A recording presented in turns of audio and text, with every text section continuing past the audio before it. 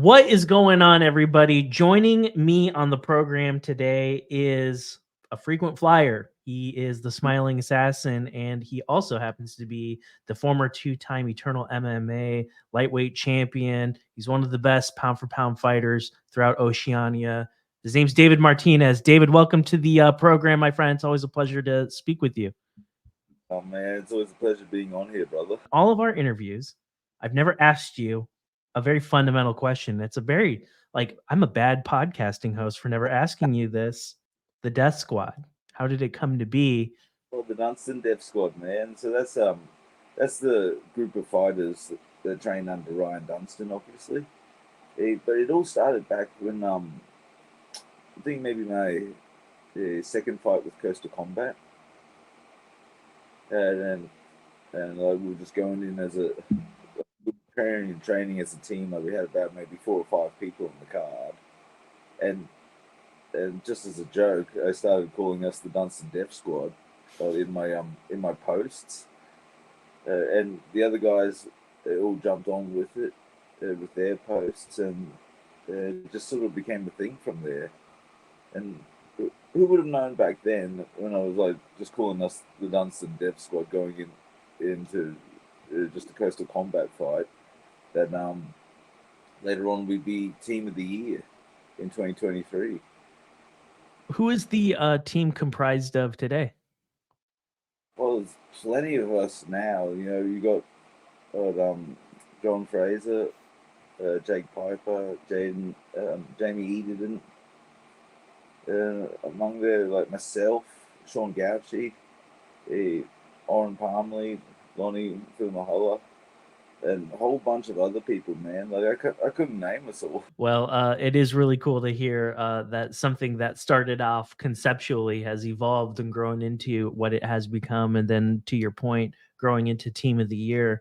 But there's a lot of belts that go around, and when you start looking at the pound-for-pound lists in your part of the world, there are a lot of your teammates that consist of said lists. So it's well-deserved recognition. And I wanted to shift gears a little bit. I want to talk about your fight at Brave CF 76. You fought a really difficult opponent, a very tough opponent, and you went abroad for the first time. You fought outside of Australia. You fight in Indonesia, and it was a bizarre fight.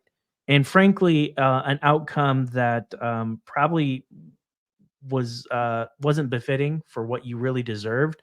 And I was hoping for people who didn't watch your bout, who didn't watch the Brave CF 76 bout, can you tell us just kind of what happened and your thoughts when you look back on it today?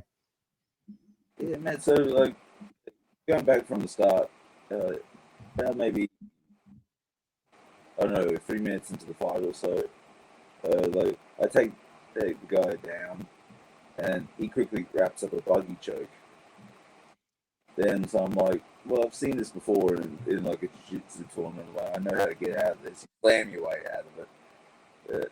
So I go to pick him up, position my arm in front of his throat. I'm looking to sort of spike him on his head as we come down. But the ref comes running in as this happens.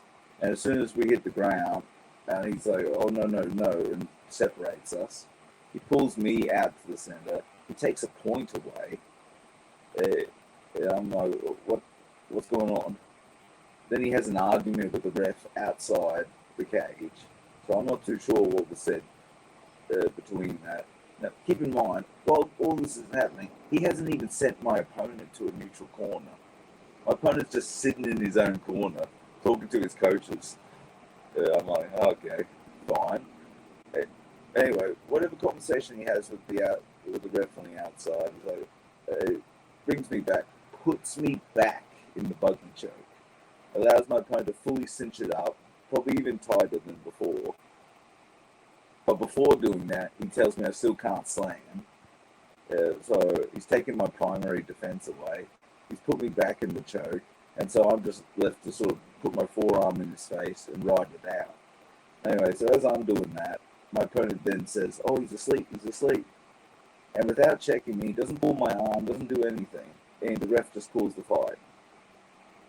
And I remember, as soon as, the chokes let go, I'm, looking at him, what's the problem now? Like, what have I done wrong now? And it turned out he called the fight. Have you and your management appealed to the athletic commission in Indonesia to try to get this overturned? Before I even got back to see the doctor out the back, like, Ryan Dunstan's already disappeared. To go find the head official and put him in an appeal. Cause he told me in the cage, like, yeah, I'm getting this appeal, man. Like, this is ridiculous. He went and got that underway, and as far as I'm aware, like, the official has told us through correspondence that he's open to a no contest on his part.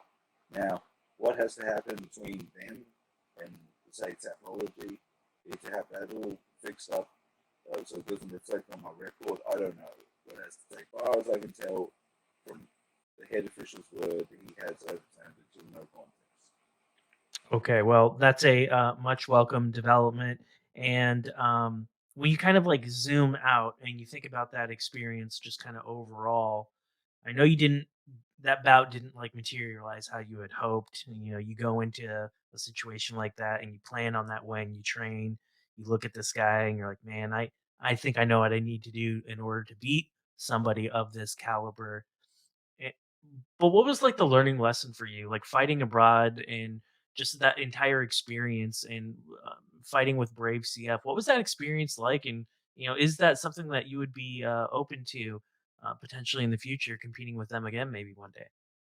Yeah, but the whole experience, it'd be an absolute shame to remember that whole experience as just the ref, stuffing up. Because everything else was fantastic. Like, Brave was so well run, like show wise, and like all the fight week, they looked after us. They almost, I mean, pretty much treated like celebrities over there, man. And so, they looked after us really well, and I'd hate to have that moment sort of ruined uh, by a poor refereeing decision. I think so. The way I look back on it, man, I had a fantastic time. I pretty much got a vacation uh, for a week. It was paid for it on top of it, and it was just a fantastic experience. Well, that disappointing outcome aside, a great experience. You get to see the culture, the sites to a limited degree. It is a business trip after all. You get back home to Australia, and was the plan to go on holiday for a little while and maybe take some rest and relaxation, or was your intent to get back into the cage immediately? Can you kind of like fill in the gap? Like, what have you been up to since Indonesia? Yeah, man. Well, as soon as I got back, I was just happy to continue life as is, and unfortunately, my original fight with Eternal had fallen through as a result of me taking the fight with Brave. I didn't think it'd be a problem given how far away the next Eternal card was. It wasn't going to be till the 10th of February. Yeah, but they didn't see it that way, and that's fine. And so I had to look for I had to be open to something else. But I Mhm. already got before even coming back in the country, so uh, I was pretty happy to line that up. Can you fill in the gaps a little bit? This Diamond FC, like at what point do they come on your radar, and at what point do they tell you like, "Hey, listen, man, like we got an opponent and we want you to headline for us." Like, when did this materialize? Yeah, pretty much like as soon as I'm back in the country, man. I've got a few offers from different shows, two shows with the same opponent, being Antonio Caruso. And I'm checking out his record, I'm looking at his fights, and this looks like an awesome fight. Like, I definitely want to fight this guy. And then ultimately it went with Diamondback FC as the show to do it. Like, it, my main motivation behind that was I get a fight in Adelaide, and for me that's only because my older sister lives down there. And for anyone who doesn't know, my older sister is the first member of my family for the longest time to support me in my fighting career. The rest of my family either were on the fence about it or were completely against it. Yeah, but my older sister was always backing me from the start. So you get a chance to fight down where she can actually come watch it live. I wasn't turning that one down. I completely understand, and how special for her to be in attendance to witness you perform. I'm sure that's gonna be a memorable moment for the both of you. Let's talk about Tony Caruso. Tough guy. He's been in my neck of the woods for the longest amount of time. He fought in Alaska most recently. I did know that he also did a stint training with Killcliff FC, and then he was in one FC for a little bit, and then PFL for a little bit. So you're talking about a guy that quite dangerous, pretty well rounded. What's your assessment on Caruso? Oh, exactly, man. So when you look at his resume, one FC, PFL, and as well as winning, I think a title over in Alaska. Like the man is well rounded, he's dangerous, and he just looks like a top notch opponent. Prior to fighting in those bigger promotions, he was undefeated as a professional. And training at Killcliff, like that's pound for pound one of the best gyms in the world. So you know, on paper, he's the kind of person I want to be standing across the cage from. Man. Does he remind you, David, of Jack Becker at all? Like, I look at him and I look at his body work and I look at him stylistically, and he's had a ton of success with the submissions. And I'm just wondering, like, in your mind, you've already fought a guy similar to that in Jack Becker.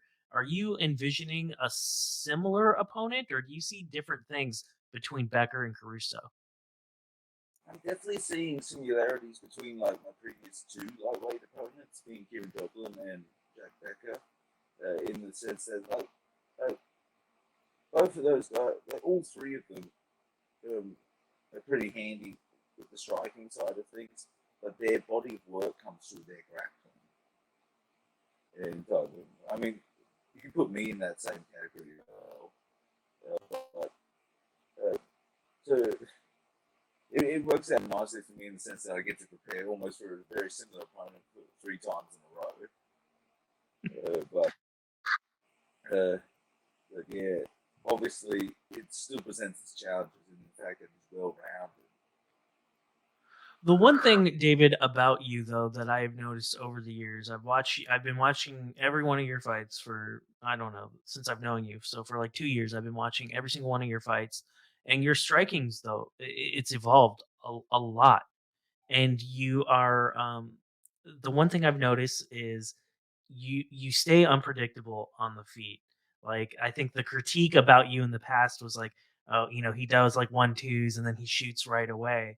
But you have like unlocked other layers of the striking. Like, you throw head kicks a lot now. Like, there are things like when I expect you to shoot, you're head kicking people, or you're going for combinations to the torso.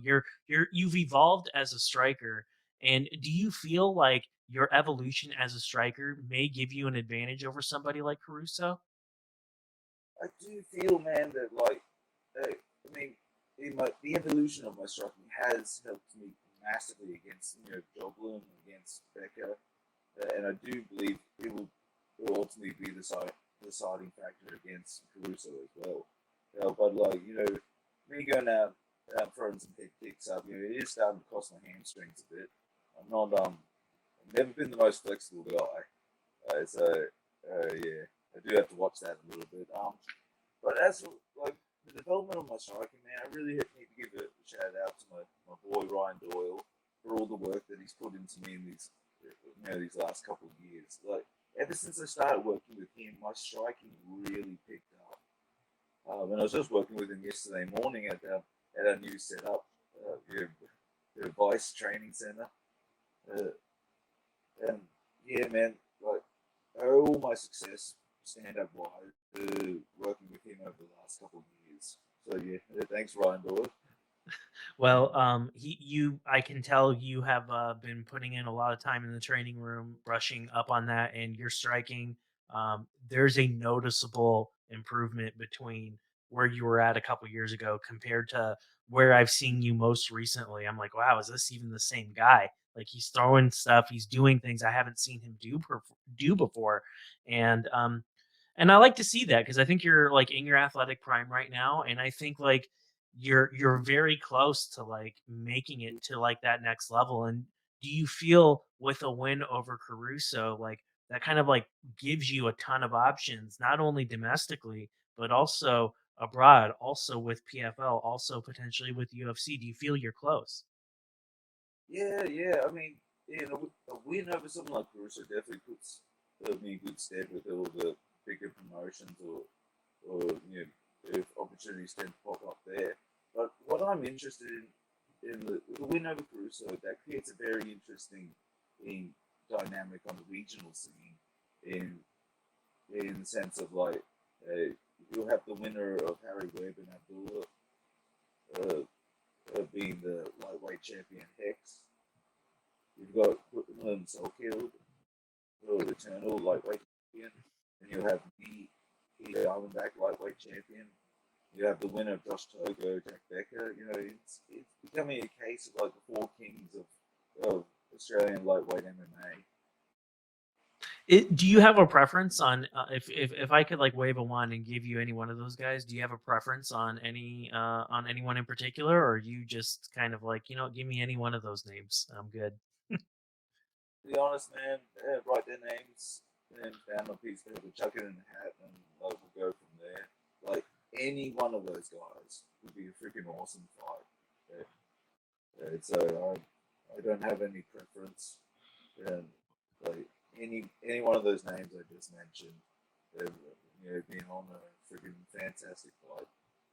Well, David, before I let you go, I want to pay homage to the people that are working with you behind the scenes to make sure that you're ready for fight night. Who are some of the people that have been your main training partners for this camp, and who do we need to recognize before we sign off? Oh man, so like training wise, I really need to thank Ryan Levy and Julian Prowse for just like destroying me in Shark Tanks. Hey, I need to thank my boy Shay Watkins for like just drilling with me every Wednesday. Hey, again, building up my conditioning again.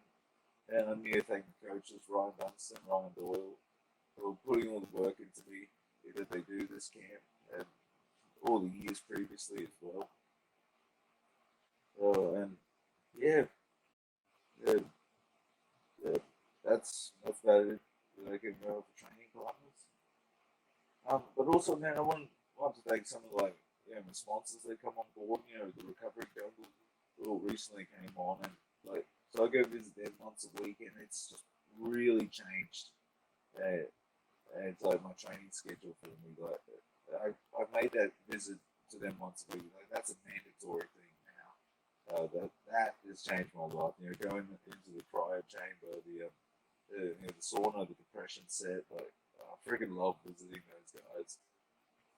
But Well, as well as just quick shout outs to the Guardian Vault for providing my walkout masks, Cage and Canvas for supplying me with my awesome sparring gloves, man, and Hammerhead Barber for always like keeping me looking semi decent. Creates my usual wild self. we are very much looking forward to your bout that will be upcoming in the near weeks. Are you still selling tickets, and how can people watch you fight? I believe the show is sold out. Well, Oh wow. Well, then I hope you guys bought a ticket, or else if you haven't, you might be shit out of luck. Sorry about that. But is there a pay-per-view that people can purchase? no doubt, man, but we have not been given the link or any information regarding that just yet. But once that becomes, we'll be posting it. So All keep an right. eye out for Well, that. we will indeed keep an eye out for that. David, the Smiling Assassin, I always appreciate you being on the program, sir. And I wish you the best of skill at Diamondback FC 19. And I look forward to having you back on the program in the near future.